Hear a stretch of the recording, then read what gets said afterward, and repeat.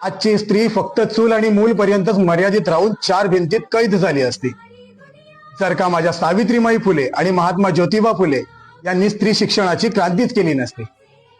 1 जानेवारी 1848 ला महात्मा ज्योतिबा फुले आणि माता सावित्रीमाई फुले यांनी पहिल्यांदाच महिलांसाठी शाळेची सुरुवात केली। 1 जानेवारी सर्वांसाठी नवीन वर्ष साजरा करणारा दिवस जरी असला तरी भारतातील प्रत्येक स्त्रीच्या आत्मसन्मान, स्वाभिमान आणि प्रतिष्ठेचा आहे आणि महात्मा ज्योतिबा फुले आणि माता सावित्रीमाई फुले यांच्या कष्टाचा, त्यागाचा आणि परिवर्तनाचा दिवस आहे। म्हणूनच आज माझी आई, बहीण, मुलगी, बायको, ताई, मावशी, काकी या साऱ्यांचं जे काही अस्तित्व आहे ते फक्त आणि फक्त सावित्रीमाई फुले आणि महात्मा ज्योतिबा फुले यांचीच देण आहे।